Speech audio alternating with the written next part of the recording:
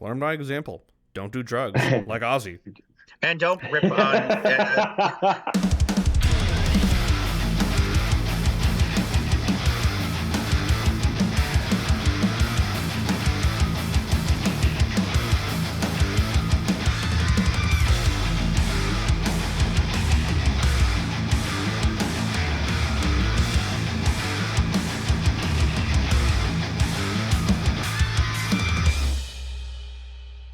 Good morning, good afternoon, good evening, wherever the hell you might be watching this. Welcome. Okay. Insert time of day here. Yeah, it's like 10 in the morning when we're recording. Welcome to Airborne Sealife. It's the podcast about nonsense, about metal, about all things fun. We like fun, right?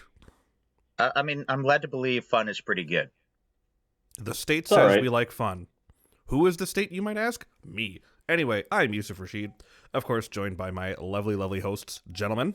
Brendan Sloan, that's me, with no sleep deprivation at all. I'm pretty ready. And I'm Manuel. Yes, he is. Some sleep deprivation, but... Manuel, Anyway. I got to be honest with you. I do have some sleep deprivation. I lied to you just now, and I'm sorry. Really? I could do. never have guessed. I'm sorry. Look, this hat Brandon. covers the hair I was too lazy to put together for you. I look Well, less at beautiful. At least you were working. I was just at a bar until 2 in the morning. Yours was more fun than mine. But anyway, why don't Fair we... What are we doing, boys? What do we got? Well, we got the usual, we got the news, we got the metal we talk about, and what be the news today? What is the news? What do we got? Oh, boy. Can we talk about the new Kanye West album? Well, I don't know if we want to say album so much as we can go on to the absolute shitstorm that is the Kanye West Ozzy Osborne back and forth interaction. So I really want to say this. This is maybe the first time in history where an old white guy has had a spicy opinion about a hip-hop artist, and he's kind of had a point. You know, I, in a million years, would never have thought that would have been the a correct take on an issue. But, God, hell, it really is. Like, there is no other alternative. It's just the objectively correct thing to say about the situation. I mean, if you had Ozzy Osbourne suing Kanye for illegal use of copyright in the year of our Lord 2024, if you had that on your bingo card, you're a liar. That was not on my bingo card. No, not at all. It was not even remotely close to adjacent to my bingo card. Yeah, it might have been on someone's bingo card. If it was on your bingo card, get in touch. We want to, we want to know. Your brain for science. First thing we have to ask you, why? Of all people. I mean, you should let us know. Go reach out to us at airbornesealife@gmail.com and tell us what the hell why you had that oddly specific portents for productions and predictions and stuff. So what's the basis of the lawsuit? It's just based on Kanye illegally sampling something of his, right? That's what it is. Well, I think we should go a little further back in time because, we should start to the awakening of this, because I had found this the other night when I was just lazily going through Facebook. I'm old. Leave me alone. This is how I get my memes predominantly. I do not care. I don't look for political stuff. I just look for funny memes and things. I had seen on the Ozzy Osborne designated Facebook page the following quote that was posted, and I was like, okay, it's probably some PR person or something. And this is what we got here. Kanye West asked for permission to sample a section of the 1983 live performance of Iron Man from the U.S. Festival without vocals, and was refused permission because he is an anti-Semite and has caused untold heartache to many. He went ahead and used the sample anyway at his album. A listening party last night. I want no association with this man. And I thought, that's a pretty specific thing for a PR person to write. And then I just kind of connected the dots, that's actually Ozzy writing things. This is not what I'm used to seeing on Facebook. I'm used to seeing popcorny nonsense. Yeah. And I assume we have a little bit more on the lawsuit at this point. I'd assume we do. It just The thing with copyright law is, on certain grounds, you're able to do things like that. The fact that they're not letting Kanye do it because he's an anti-Semite is partly hysterical. And partly, you did this to yourself, Kanye. You did this to yourself. I mean, I'm not entirely certain it is legal to deny someone the right to sample your music. I don't remember my copyright law so well. yeah. However, I would also be pissed if Kanye West decided to sample my live album, so I understand where he's coming from It's here. so interesting, too, because, like, a lot of people will sample things illegally and then get in Yeah. trouble. He asked for permission. but here's the thing. I don't actively think this has anything to do with the fact that, he asked for permission or not. But the idea is it's a condemnation because, like, I don't think it's a controversial statement. Like, I don't know if we're going to be, like, attacked by a Kanye team at this point. I do not know. But I do know Hey, honestly, that might be good for publicity. So. it might be good. It might be good. But I don't know. But the idea is, like, it's objectively, like, if you look at the facts, he got removed by Adidas. I think it was Adidas for, like, a reason. Yeah, it was very specifically Adidas. And you really, really have to fuck up pretty colossally to, like, get removed by that big of a brand. And, like, Yeah. just going on anti-Semitic rants and supporting fucking, orange Oompa Loompa dementia motherfuckers over things that are, we'll say, less than savory.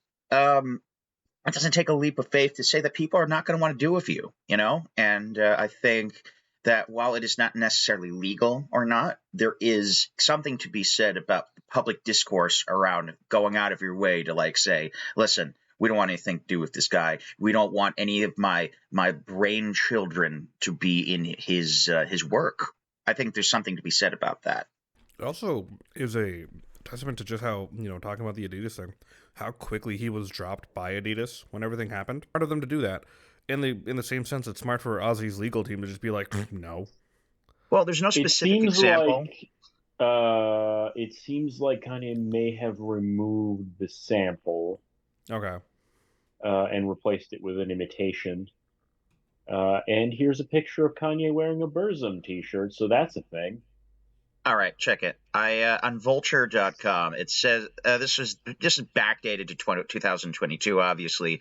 The ecosystem grows lonelier by the hour. I love that. Following a spat of anti-Semitic and anti-Black comments made by Ye on multiple TV shows, podcasts, social media platforms, there's no one inciting event.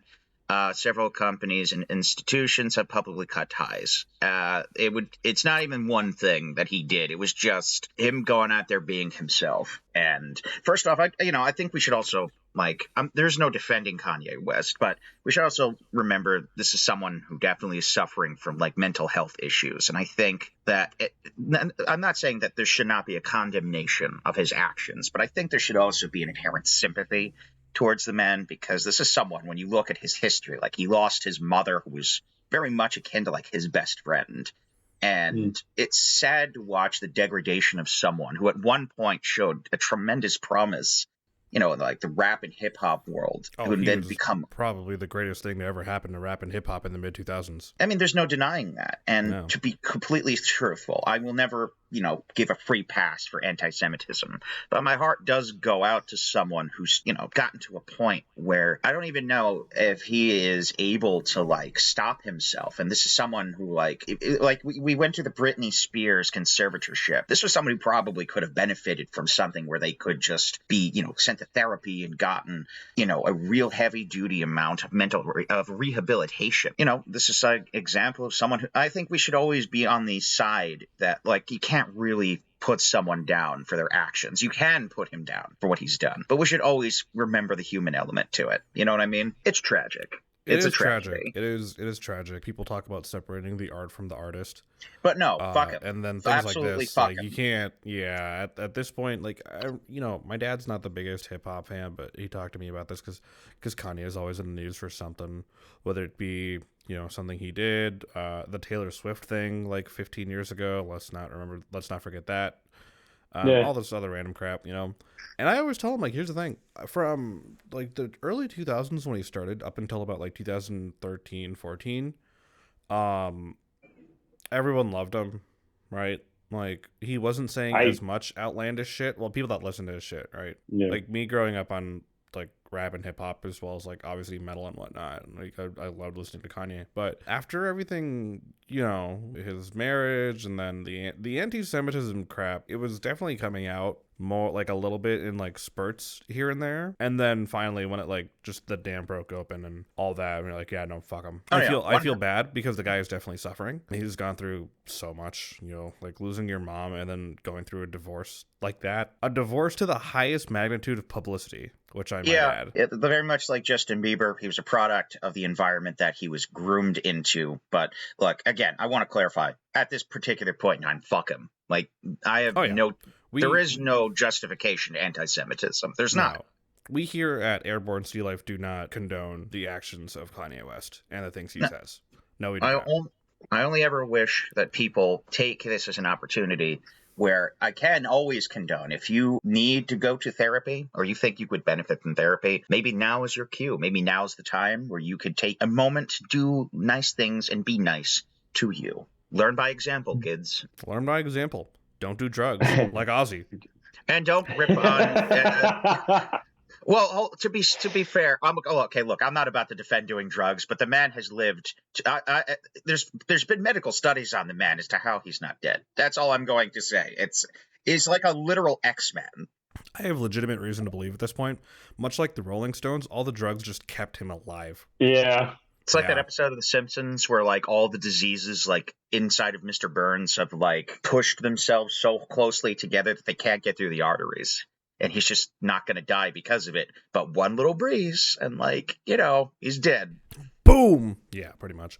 I mean, there's a chance he outlasts us all, but we'll find out, legitimate... I mean, he's, like, what, 80? 70? Yes, I think he's in his 80s. And in the end times, it will be Kanye West and Keith Richards who will battle it out for the salvation of the lands. I could see a reality. He's 75. He's 75, okay. I could see a reality where somewhere Kanye West and Mick Jagger are, like, duking it out in, like, the year 2045, where, like, Mick will be, like, just on the ruins of civilization. Yeah, exactly. Like, no, on a literal land covered in fire. That's just going to be humanity has fallen, but for some reason, it's just those two. And Mick ends up winning that fight anyway.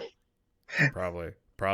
He looks good for his age. Anyway, we're not here to talk about the Rolling Stones. Look good. Anyway, I know. Should we stop with the news and get on to today's topic? Yeah. I think and the topic today is everyone's favorite Italian symphonic metal band, and what is Italy but the New Jersey of Europe? Go Devils. Devils. An oddly specific claim. Well, no. Okay, think about it.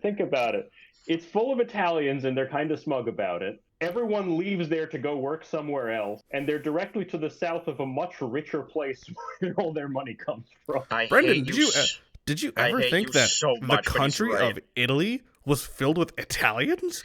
Well, to be fair, I know exactly what. First off, if you came to New Jersey, you would know what he's talking about. And secondly, I hate the fact that he's right. Oh, that makes me so mad. But look, let's get to it. Let's get to work here. I gotta be honest with you because I was very excited to talk about this band. It was off of the new album that they had produced. I think it was in 2019. Yeah, 4 years. It was before the pandemic, I think. Truth be told, this was a really hard choice because every song on this album was a banger. It was banger after banger after banger after banger. And this is off of the Velino album. But the song I've selected is Embrace the Oblivion. And holy crap, this one just stuck out to me big time. Who wants to go first? Or do you want me to just start throwing it down? Why don't you tell us what stuck out to you? All right, so the main thing that stuck out to me is, as you know, my main way of processing through music is I like to see something in my mind and realistically kind of capture a narrative, even though not every song might necessarily have one. But for me, like, just the really, really tight beginning with that really deep piano and that very, I don't want to say prominent bass, but it was a very specific type of bass. all coming together. For me, the beginning of the song just had this tension, this beautiful tension, this unbelievable, like if I were to put a narrative to it, it was almost like seeing somebody's literal mind twisting, like coming together and being twisted. And the progression is quite literally the releasing of that tension. I have Go on. written in my notes here for that that first little section, death metal anvils and screeching. Yeah, I mean, that's exactly it. That's literally it. But go on, elaborate on that. No. Well, I mean, it's kind of the classic move where you have that just constant double kick, the snare just doing that kind of two pulse, and some disgusting riff over top of it, and there's just an anvil in the background making it even more evil. But there's a reason why everyone does that. It's because it works and it sounds cool. But nobody does it like Fleshgod. Like I'll make the argument that sometimes some of the music can be a little formulaic. Like a lot of it has very recycled like piano. It has that like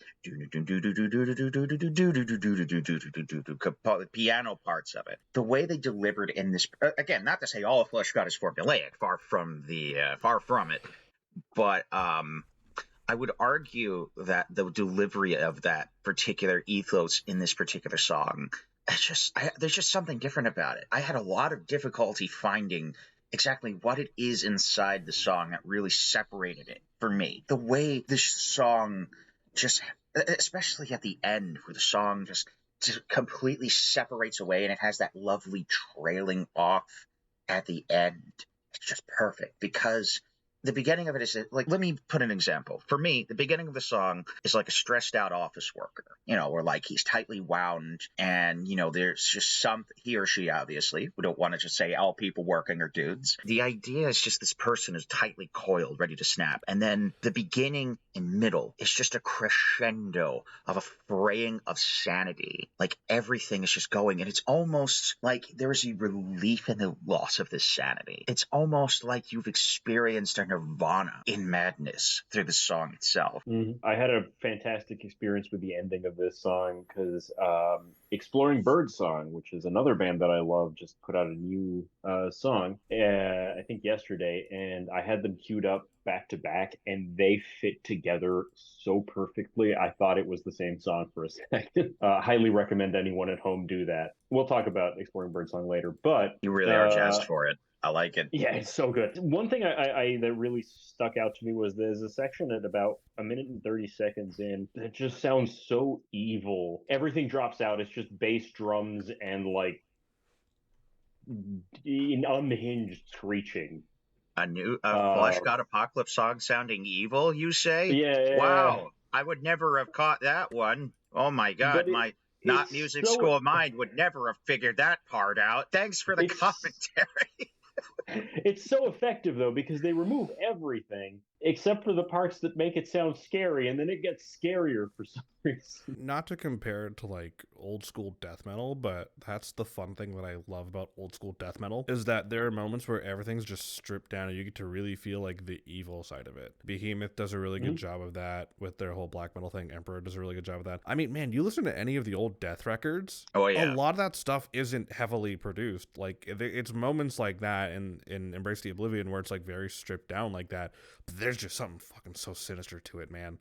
Oh my God. I'm going to make an argument. I would argue that sometimes it's not the display of anger that makes something ominous. It's when the quiet is hitting you very hard. You are begging for something to break. And I think that's what the song does really well. Because like in the beginning, like I said, it's this tension. And there's just something in it where you're just begging for this to yell at you. And when it does, it hits something in my brain, just the right way, where it is ominous and it's beautiful and it's malevolent and I love it. I think it's a mistake that a lot of newer death metal bands make, where it's just everything all the time and you don't get a moment to anticipate anything. I don't hate like what's going on in the death metal scene now, but the problem is everyone's too busy with like constant blast beats. Like there's no room for like not a breather, but there's no room for everything to air out because just and just I hate everything that goes on with like the deathcore scene, because like And again, it's not to rip on deathcore as a genre, but I feel like fundamentally you could like swap out the tracks of one song and put them into like the vocals of a completely different song, and you'll It's not the miss. same song, yeah.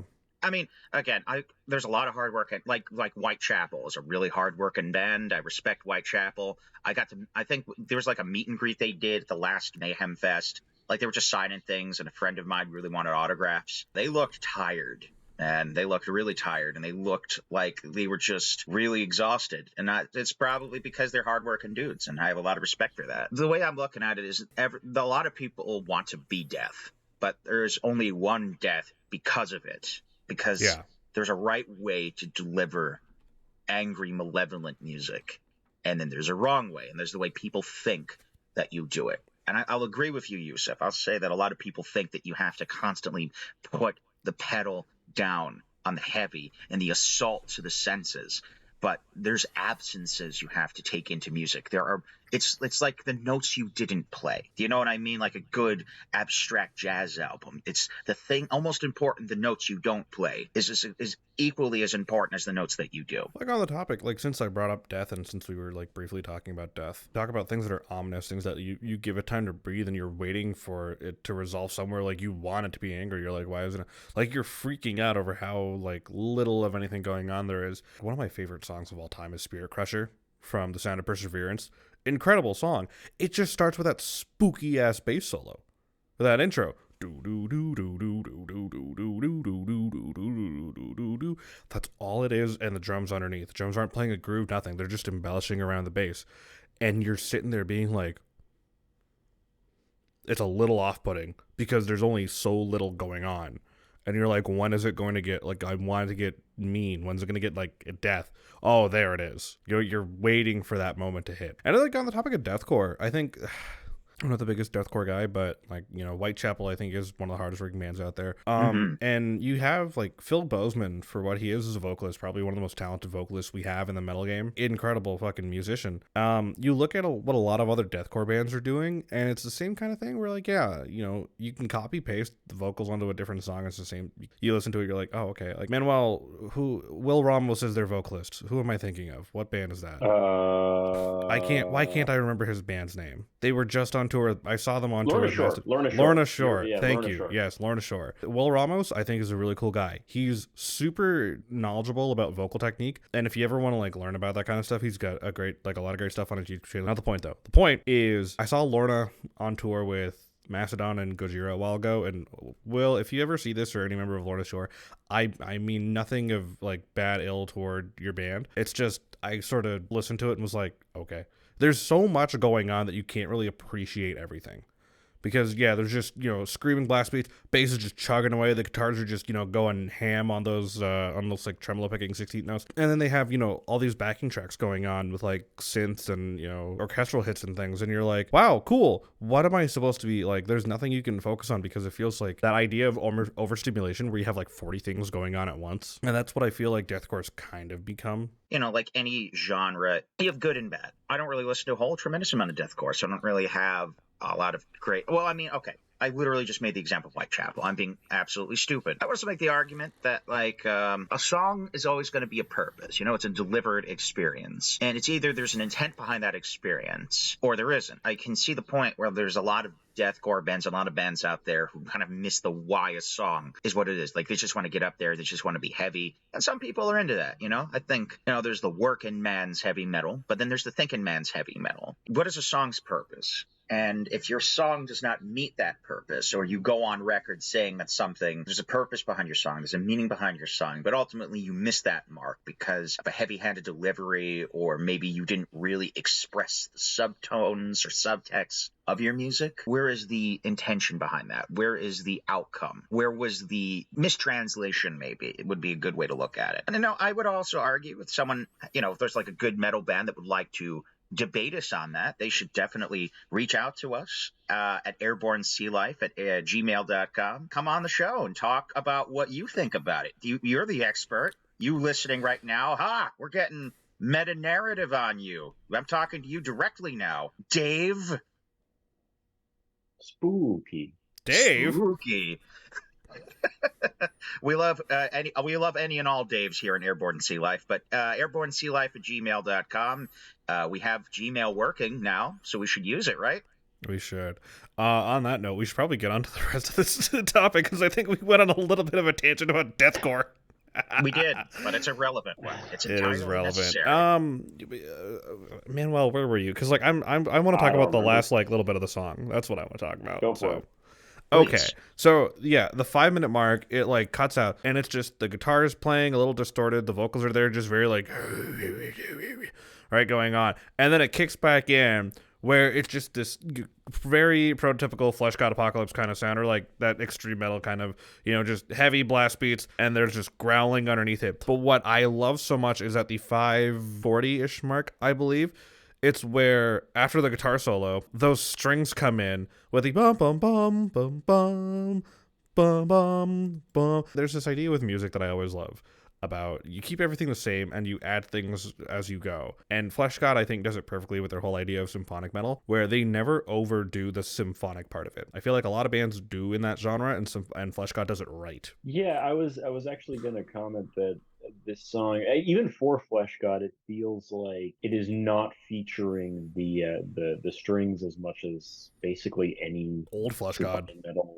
I've seen. Yeah, well, because the thing is, which is cool. Like they bring it in at just the right moment. But I kind of compare that to what we talked about last time with Oblivious, which is the violin is like right front and center. Well, I think the difference with Oblivious, though, is that they're not necessarily a symphonic metal band, and the violin like is a main part of that band. Whereas with like symphonic metal, it's a lot of synth, right, for the strings and whatnot. It's a lot of synth strings, a lot of padding, a lot of backing track, a lot of things like that. Compared to like the likes of, I don't know, Nightwish. I like Nightwish. But I feel like what they do in comparison to how Fleshgod operates with the whole symphonic metal vibe is Nightwish treats their string hits, how do I put this, Manuel, if you understand? Like those pop orchestral hits, you know what I'm talking about? Yep, exactly. Yeah, it treats it like that. Whereas Fleshgod, and not to say that there's anything bad about it, but with Fleshgod, it's no pun intended, fleshed out string parts where there are these counter. It's more part of the. It's more part of the actual like the orchestration is both the band and the orchestra. It's not just like, hey, we hired a string section to play some stuff in between the metal. Yeah, exactly. Like it's not just that. It's like it's adding to the music because there's only so much that goes on. Like you take those strings out and it's just the guitars and the drums, right? Now you add the strings and it's a new section of the song that's been created over what has essentially been the same groove for 90% of the song, and it gives it more energy into what is the finale of this tune. I did not listen to this album until like maybe a year or two ago. I think like right before I saw Fleshgod live. It's a good album just altogether. Like Brendan is right about one thing. There are most things, if not all of it, is a banger on this album, and it's awesome to hear that Fleshgod is still keeping their identity of symphonic, like extreme metal, so to speak, with this idea of the strings are still a part of the orchestration. They're still a part of composition. All the things that you hear with these like orchestra moments that are coming in does so much to the song itself. I told you, man, it was a real struggle picking one out. It really was. Yeah, there's like what was the other one you were thinking of? Mona Lisa. I love the ending of that Mona song. The ending of Mona Lisa is great. Nuts for it just goes nuts for 30 seconds and ends. Which like isn't that the way we all want music to end? Just go batshit insane and then just. Italians, man. Them Italians. Them European New Jersey. All I'm going to say is like any band that doesn't just have like someone who's also trained in opera in addition to other things, but have like a designated operatic singer that you bring on tour because you need her for that cool like kind of Victorian or Edwardian time period vibe or Baroque vibe. That's the metal band I want. That really is. It's a testament to Fleshgod themselves as well. They're still able to do that. Seeing them on tour after the pandemic, the fact that they're able to bring their entire lineup and an opera singer with them and not trying to cut corners because, money's tight for a lot of musicians after the pandemic, still kind of is. It's a testament to just how dedicated Fleshgod is to what they do. They're still able to do it. They're still able to keep it going. And they're man, they make it work. They make it work so well. Absolutely. I All right. think that we're just lucky to have bands like Fleshgod that are like keeping it experimental and keeping it real. Do we have anything else we want to throw at this? I think I'm good, Manny. Yeah, no, I think we kind of covered this song. It's a great song. Go listen to it. It really is a journey. It does some really interesting things with the orchestration. Not super elaborate. It's just the way everything meshes together is very, very cool. It's something that can be learned from that. Anyway, do we want to wrap this up? What do the people need to know? The people need to know that Fleshgod Apocalypse is a great band. I don't know. Newsflash. I mean, hey, you know what? They're awesome. In this essay, I will be explaining how. In this essay, I shall explain how Italy has an accent. We're not talking about that here. No, we are not. Bands like this, I'm glad they still exist. I'm glad there are still bands that are doing this kind of stuff. We need more heavy symphonic metal in the world. It's fun. But that being said, do we have any plugs? The usual. I mean, we just released the Nail of Scars episode is now out. Everything as usual is up on my YouTube channel, which it will change in the near future, like soon. I know we keep saying this every week. I just have to get off my ass and do it. But the Nail of Scars episode is up, and that was a fun little conversation talking about Misericord 1 and 2 off their most recent album, Exul, which, man, if you want to talk about another band that's not American that is so much fun to listen to, Nail of Scars. We have some other stuff coming up. We've got some fun little things with production on our end that are going to be coming in the near future, which I'm very excited for that we're finally getting to do. We got new toys. Yeah. We got new toys. Excuse me. Yeah, usual shameless plugs. You can find us at my YouTube channel at Yusuf Rashid. We'll have social media set up probably in the next little while once we get everything adjusted and figured out more and more. Manuel, you can find at 8-String Alchemy on most social medias and his own music at Manuel Barbara. Brendan, you can find here, of course. You did it. You did the thing. And Manuel him. and I, of course, are in on the topic of death metal, a death metal band called Necronomicon Ex Mortis. We do horror-themed death metal stuff. It's actually kind of fun when you think about it. We actually just had a new single come out a few days ago at the time of recording this on the 13th of February in time for Valentine's Day. It's called My Bloody Valentine, which is in direct reference to the 1981 hit horror movie My Bloody Valentine and not the Jensen Ackles remake from like 2010 or whatever it was, 2009. Anyway, we got all that. You can find us at Necronomicon Ex Mortis Band on all social media. You can find us on Bandcamp at Necronomicon Ex Mortis. We've got 2 EPs, the single and a full length is on the way. And I think that's everything. I think it is. On that note, this has been another riveting, and I really do mean riveting, episode of Airborne Sealife, and we will see you soon. We love you. Bye-bye.